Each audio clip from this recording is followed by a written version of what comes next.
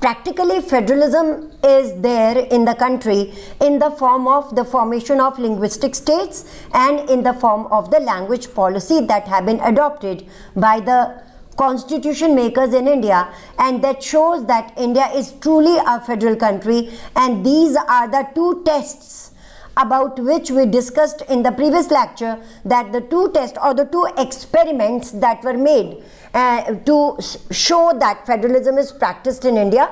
Actually, it is not only in theory, not only theoretically federalism is adopted in India, but practically the two tests have been made and they are very successful.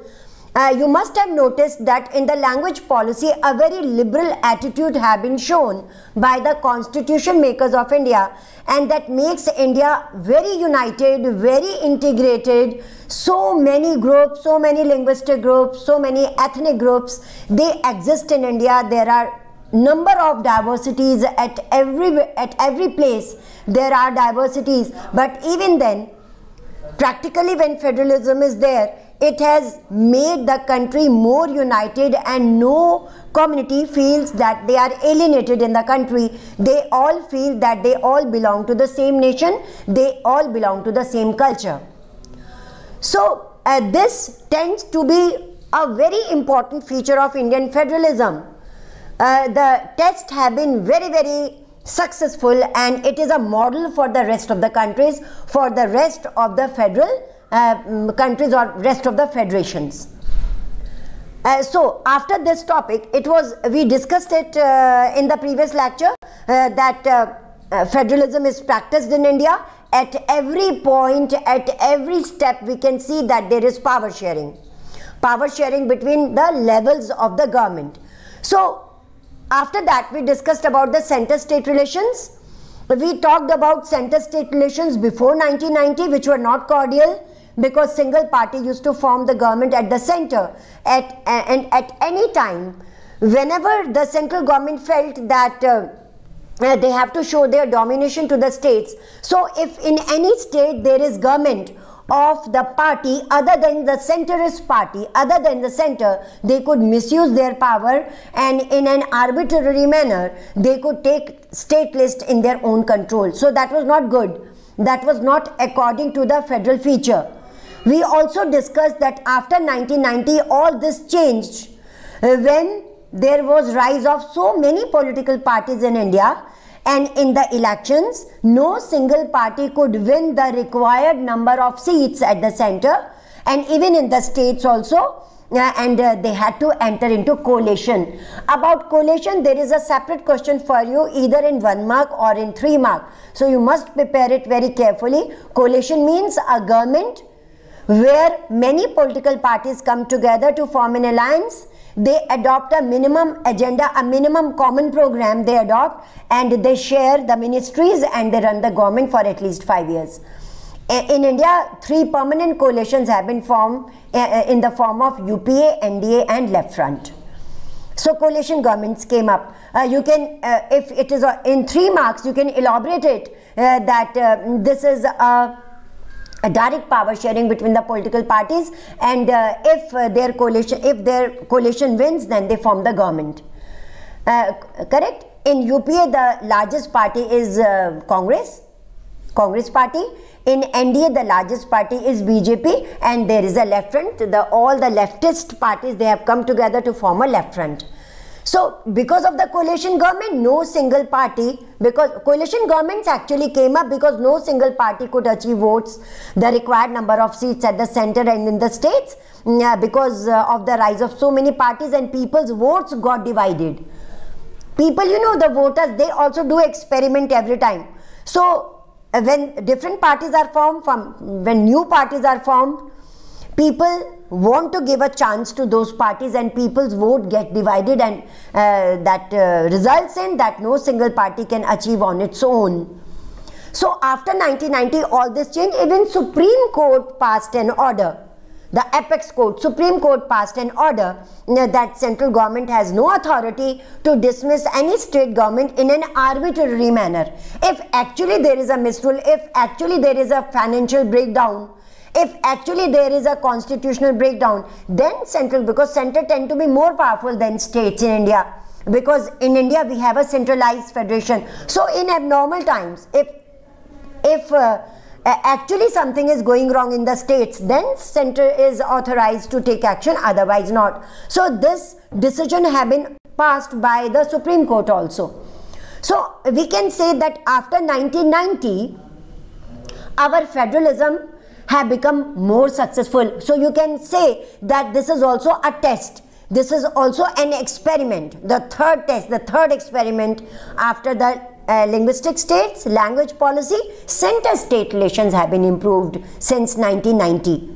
And the era of coalition government, it proved very fruitful to make our federation or federal country stronger, more united, practically more powerful. Correct? Now we will talk about decentralization in India, because we are talking about vertical power sharing in this chapter. We are focusing totally upon the power sharing between the different levels of the government. So far we have discussed center and state. Now we are at the third level, that is the local bodies. Like in Belgium, it is in the form of the community government, but in India, because India is a very vast country with so many diversities, so in India we have adopted a third level, that is in the form of municipalities and panchayats. So today we will talk, particularly we will focus upon decentralization in India. First of all, what is meant by decentralization?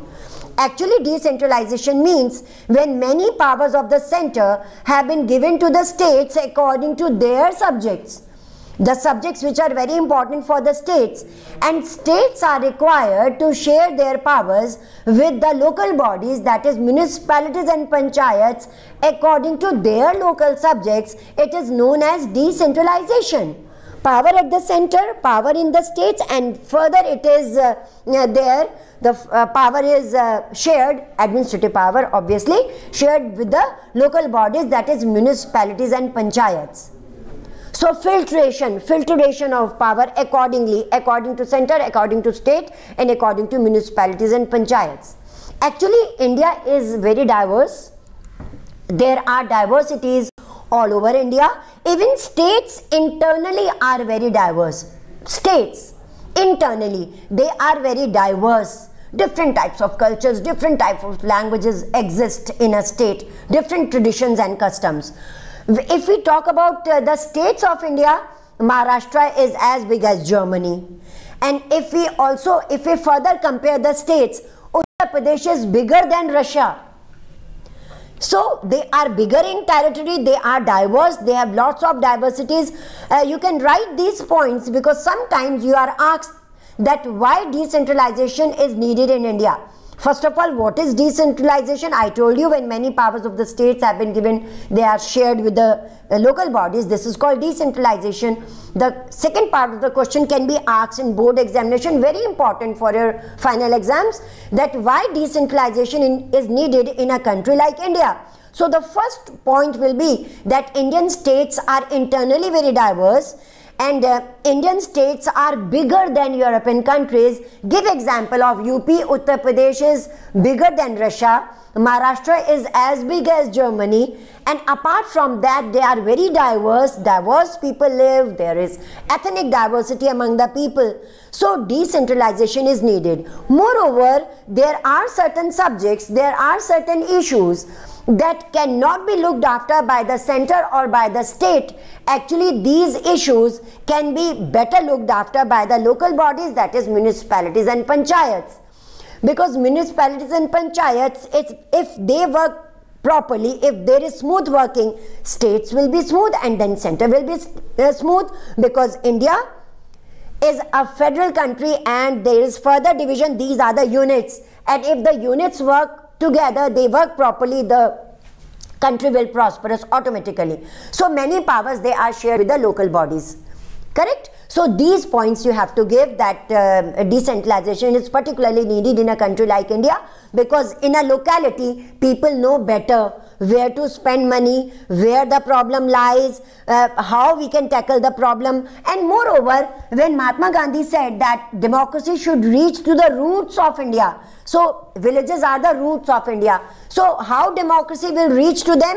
When they will come to know that they have power, they have certain rights, and they can solve their problems at the local level, they can look after their issues at the local level and solve them better. So practically they will also know what is democracy. So for all this, the Act of 1990 came up, and in the Act of 1990 further, the third level of the government was made stronger.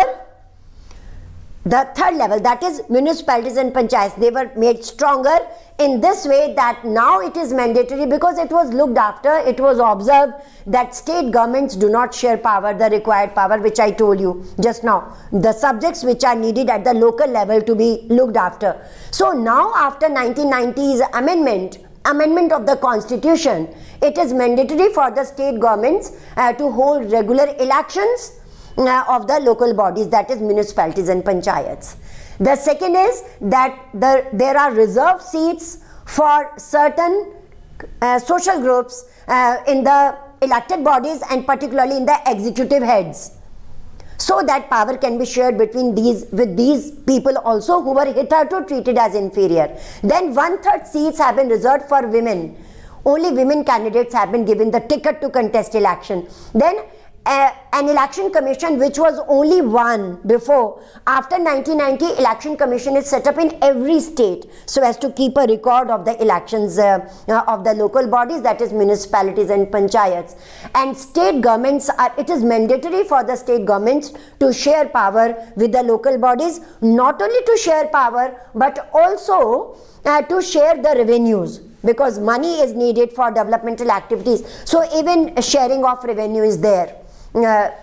It is mandatory for the state government to look after and to share all these powers as well as revenue with the local bodies. So that is all for today, students. Tomorrow we will discuss that what is the aftermath of this amendment of 1990, whether it has brought some changes, whether it has brought some improvement in the local bodies, in the functioning of the local bodies or not. We will discuss in the next lecture. Till then, it is a very goodbye from me.